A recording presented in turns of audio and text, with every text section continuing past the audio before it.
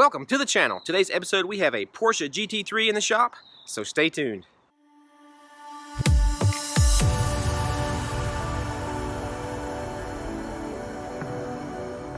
We've got this GT3 up on the lift. Let's have a look at the bottom side of this thing. Make sure everything looks okay. We're going to be pulling off these plastic shields here, these belly pans, to get access to these pinch welds because we need to get our clamps on here for the frame machine. So we'll pull those off. We're going to pull some measurements, check, make sure everything is where it needs to be, and see where it is bent. Now we do know that our little tub here in the front is bent, so we'll be replacing this piece. But we're going to measure everything else just to make sure it is where it's supposed to be. Now these belly pans are held on with these little plastic 10 millimeters here, and they thread in these little studs that stick down. So we're going to pull all these off to get this off.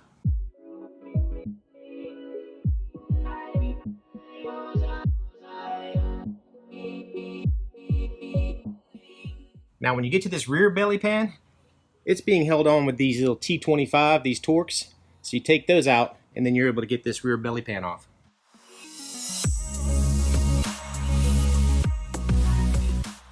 So as you can see, once we get those little plastic belly shields off, it opens up everything under here. You can actually see all the lines. You can pick all the pickup points for measurements. It unshrouds all of those.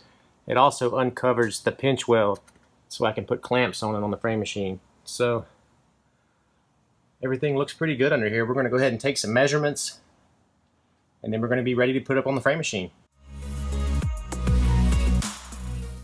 Alright, so we took our measurements. We've got everything done underneath this car that we need to do on the lift. So we're going to get it off the lift, get it put on the frame machine, and get it clamped down.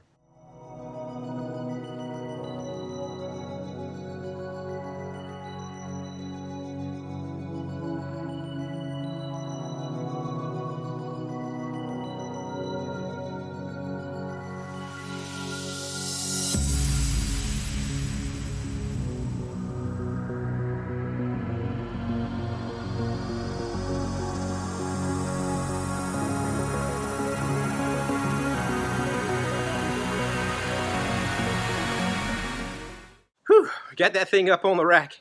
Now we're going to be tasked with getting this thing up on the clamps. It's going to be a little bit tricky because it doesn't have any front wheels on the car, but I think we can manage it. So let's get this thing on clamps.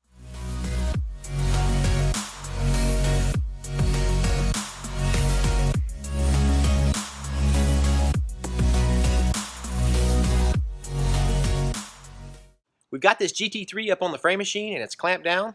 Now we can start taking off some things that are in our way for measuring and for pulling. Like this radiator and condenser assembly, we'll take that off.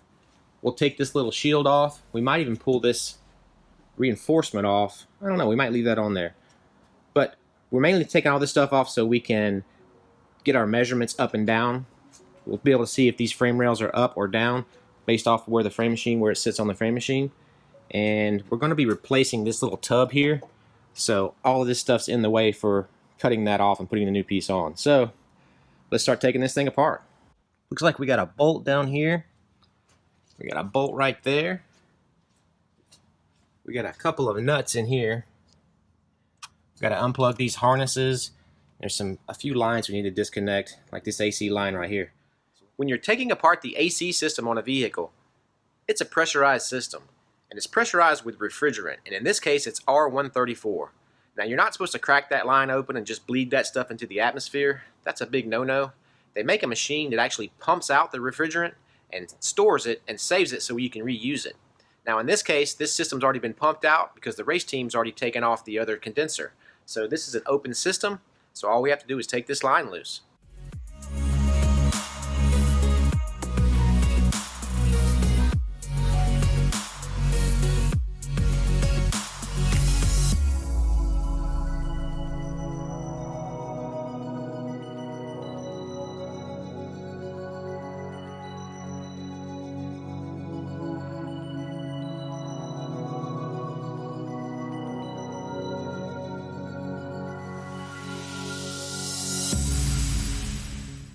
I think I've got it taken apart far enough for us to get some measurements, and at first glance, it looks like this rail is up, maybe even the whole front end. So let's get some measurements just to make sure.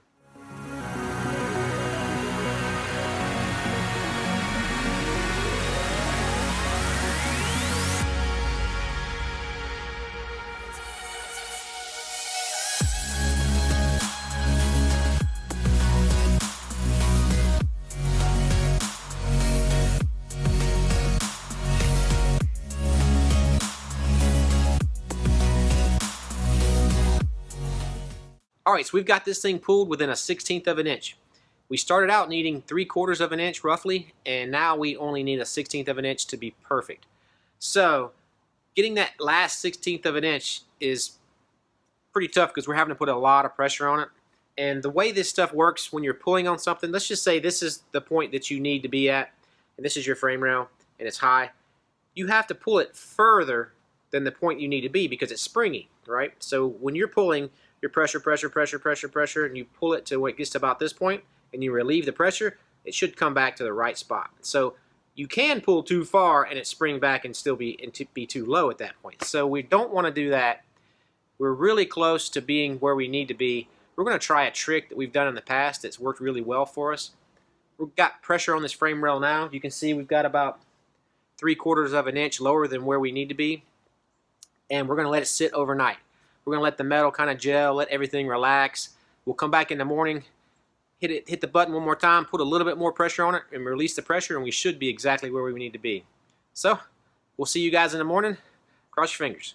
All right, so we let this thing sit overnight. Let's give it one more little bump and release the pressure. And let's go take some measurements from the other side.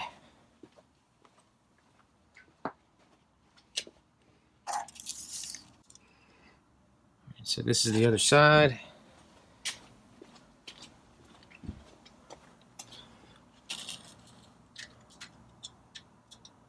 And we're perfect. Now we can start hanging some parts on this thing and double check our measurements before we start cutting this little tub off.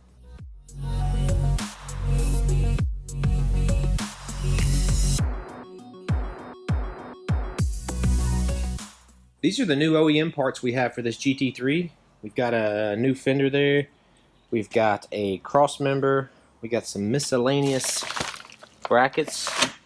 Got the new lower front tub area. And we got our bumper in this box. Let's get this box open and have a look at that bumper.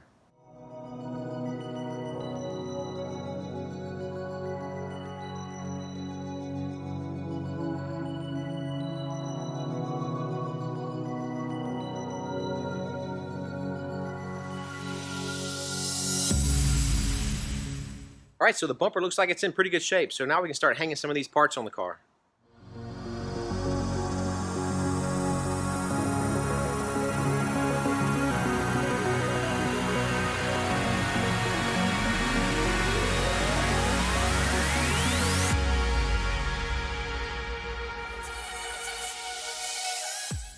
Alright, so we're having an issue with the gap on this side being much larger than the gap on this side.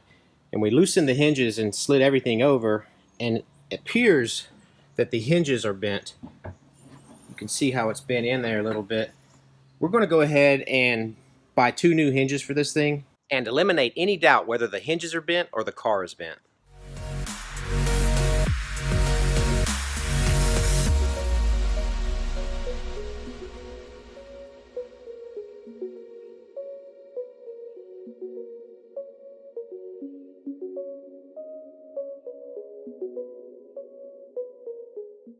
Alright, so we measured out the top, we put the new hinges on, we've got everything lined up there, really close. It's not 100% perfect, but it's really close.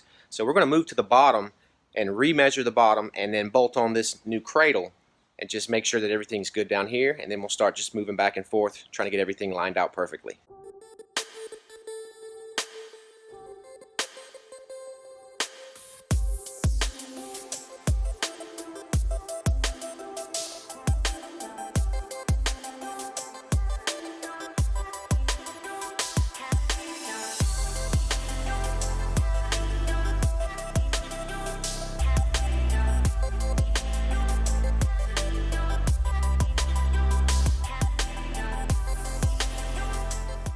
So we've got all these new parts bolted on here.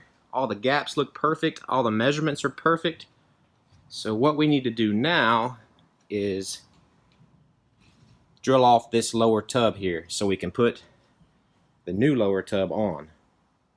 And to access that lower tub and the spot welds, we're going to be pulling some of these parts back off. We still have a lot to do, so let's get back to work.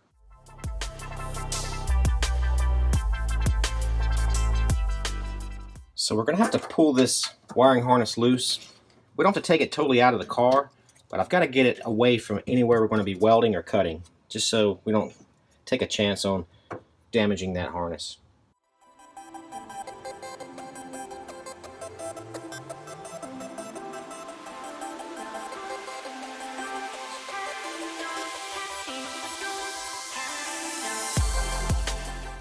This harness is held into place by these little bitty clips here. You can see it's kind of like a U-clip with some little teeth on it. And it clips onto this little tab right here. Just kind of slides right over it.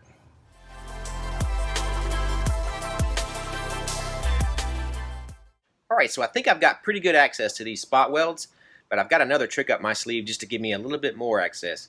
We're going to take a saw and sawzall all along this little area right here and cut the majority of this bad tub away.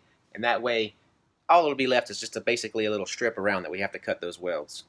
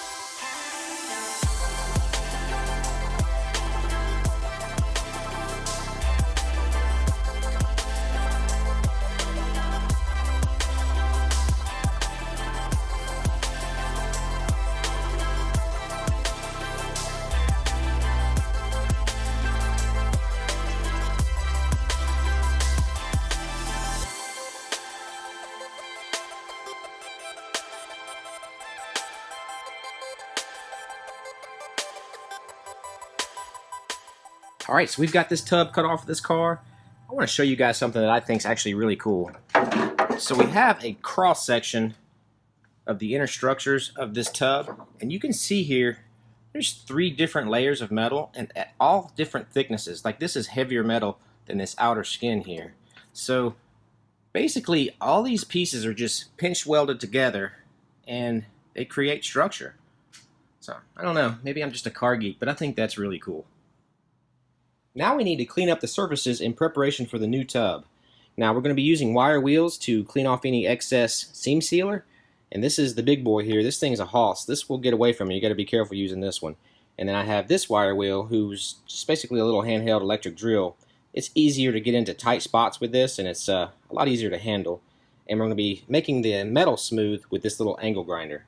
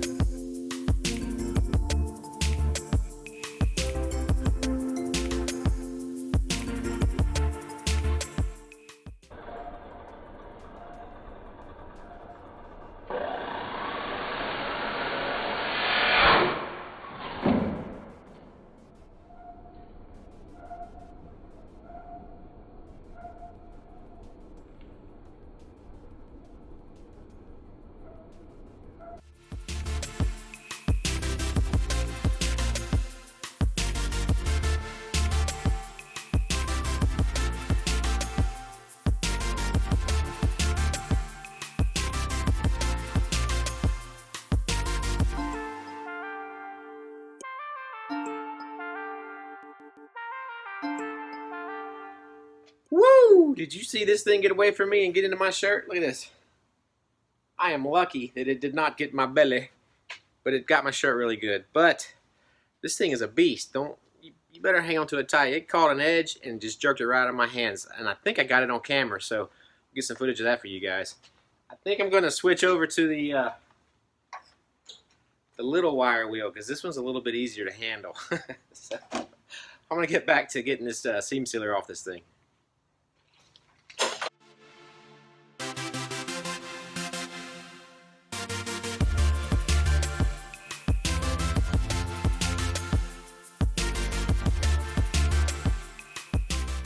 Alright, so we've got these surfaces all cleaned up, all the seam sealers off, everything's ground down smooth. Let's start test fitting this new tub.